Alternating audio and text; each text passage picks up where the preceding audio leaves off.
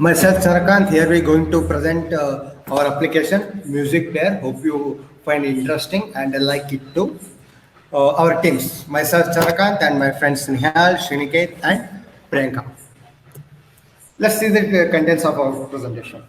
First, for the first time, we're going to introduce our music, what our music player is, and introduction about my application and overview of it, and see the some requirement or resources, what needs for running our application.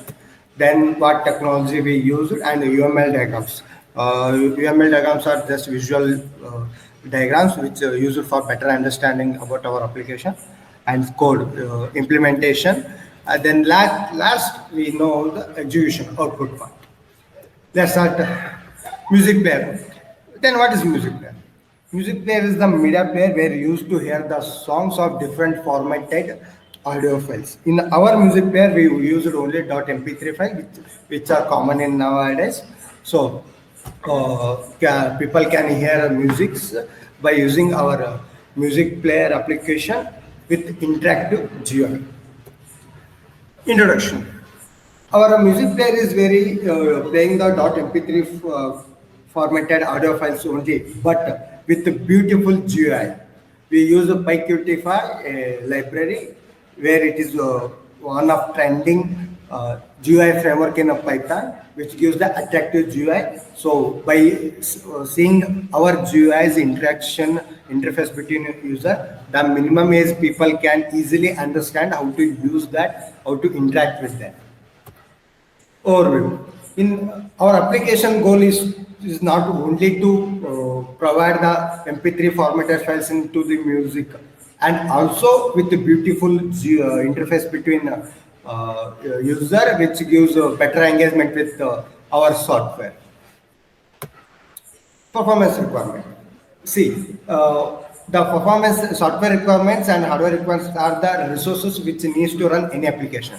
In our application, runtime environment needs Python 3, Anaconda, or PyCharm, Visual Studio, anything which IDE which supports Python 3 environments, and operating system, Windows 7, 8, 10, or latest versions of Windows, or any Linux or any OS which supports the Python 3 environments. In that, no issues to only use Windows or Linux. The thing is that which OS supports the Python 3 environment, they can use our application. Hardware application. Processor, just 2.4 gigahertz or more enough, or memory 2 GB RAM. This space 10 GB or more. We only these are enough for running our application. Don't need any maintenance costs or something near high resources. Enough for our application.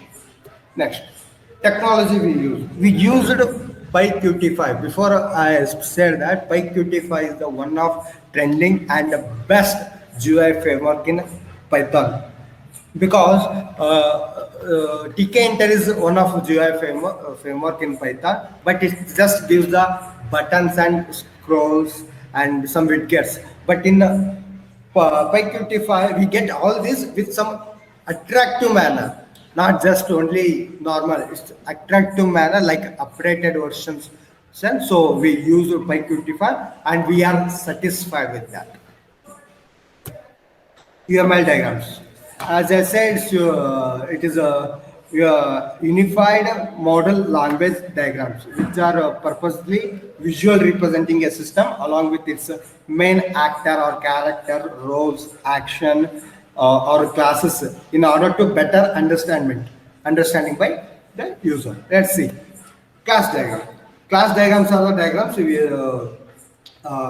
formed by the classes which in implemented in our code. See, in our implementation we used 4 classes. The first one is controls, second queue main window, next value, and these are the superclass, and app is this subclass which inherit all 3 superclasses. In as you see in the boxes here, we provided variables which are used and are declared in control class. These are methods. You can see also this where variables and their respective methods. In queue main window, it is a class where we can inherit from PyQt packages, so only we can inherit their methods directly, so which are predefined. And in value, we use decreasing, increasing, and their respective methods. And in app is actually is a front end implementation. Here we only declared or initialized only the front end part, which is GUI part, and call all the functions, and all functions are in this controls and queue menu value respectively. Next, use cases. Use cases is a coherent piece of functionality that a system can provide by interacting with actors. In designing, you should plan how all possible behavior sequences with actor and system. Let's see the diagram. See, after adding the songs to the our MP3 player or music player, user can play that. And if user wants, then he can pause the song also. Then he can play the previous song. If user load the whole playlist, then he can go to the previous song. If only one file is not possible, it will repeat the song again, only single song again, and play the next. And same thing if the list happens, then it goes to the next one. Shuffle the song. If user wants, he can shuffle the queue of a playlist randomly and stop song. At the end stop song, user can clear the of the song. System can clear the whole cache memory. Then user can reload music again. Sequence diagram. In sequence diagrams are the part of UML or used to model the interaction between actors and the object within the diagram. It shows the sequence of interactive that takes place during a particular use case or a use case instance. Actor and objects are involved here, and interaction between objects are provided by the annotated arrow. Let's see the diagram. Here we user MP3 player and a file system are there. See, as the shows in the arrow mark, user launches our MP3 player, which means our application, and application launched. After the application you get launching, you got acknowledgement for that, and user adds the MP3 file to our application. After the adding, the MP3 player interact with the file system, means our OS, then sends the file path, and as acknowledgement file fetch the file to our application. Then our application play the song. If user want, he can pause. If user want skip, means he can go for next. Fast forward. If user want, he can fast forward it to at any position using seek bars. And if user wants stop the song, and he can stop it to and application close. If you want, terminate the application, and our application gives the acknowledgement to for every respective interactive sequences. This is the sequence diagram. Next, activity diagram. An activity diagram is usually a series of action or a flow of control in the system, similar to flowchart or data flow diagram. It based on data flow models, a representation of how data moves around an information system. See that diagram. See, this is the start of our application, where user add the MP3 file to our application, and our application start the playing song. After playing song, user may pause the song. After pausing, he may use previous or song, or he may go to stop or anything what he wants to do. But if he pause the song, he may have some several decisions, which may he go to the previous one or next one. If you go previous one, the previous song will go to the playing song again, because next previous song will takes the place and start playing. If you go for next one, same thing happens, but next song will play. See the flow of data. Then he may shuffles to that. After shuffling, the random song will play. They again go to the same stage, playing song. If user wants to stop or terminate it, and he may terminate that too. This is our end of our application. Hope you understand the UML diagrams. Thank you. Hello everyone, my name is Priyanka and I'm going to take up the execution of a code.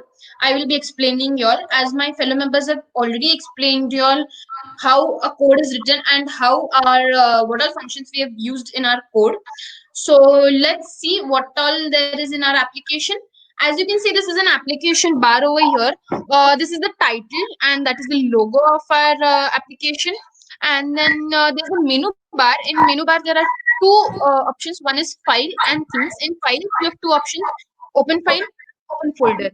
And in themes you can change from darker mode to lighter mode, and then from lighter mode to darker mode of the background of an application.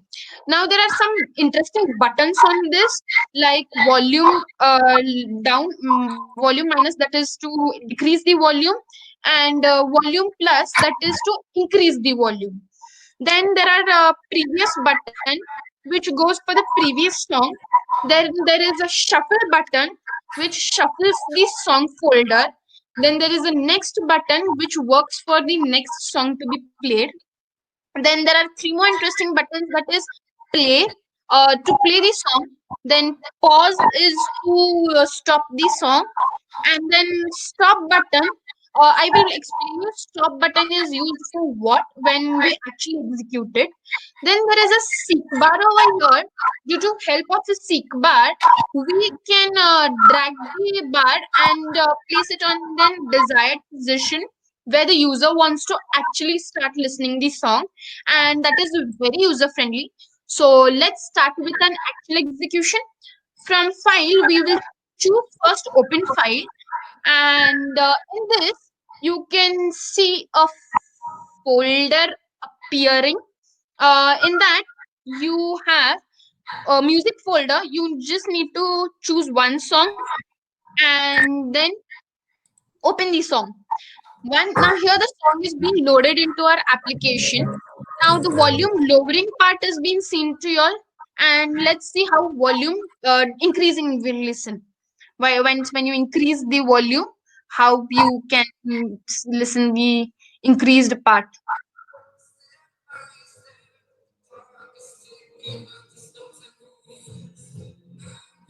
Chandru, increase matter. Yeah. So you can see the difference between volume lower and volume increased. Now over here, you can, if you click the previous button, you can, it goes to the start of the song. That is right. It plays from starting. If you go to the next button, it does the same for us. That is, it plays from the starting, and then you need to click on the play button. The shuffle button doesn't work over here because it's no, you've selected only one song. You can play and pause also over here. Uh, then you can even, now let's see how to drag the seek bar and place it on the desired position. So here is, yes, and now when you stop it, the cache memory gets cleared, and you need to restart the application, or you need to restart playing the songs. Now let's go to the second option, that is open folder. When you now here there is another tab open which has music folder in it. You need to select on the music folder. Once you then press on select folder. Once you select that, the entire list is being downloaded. Now right now the first song is being playing for you. As usual, let's see, decreased volume as you can hear it. Let's increase the volume now. Once you increase the volume, you can see the changes. Chandra, increase. Now, here you can even go for the next button. When you click for the next button, the next song is being loaded into the application and you can hear it.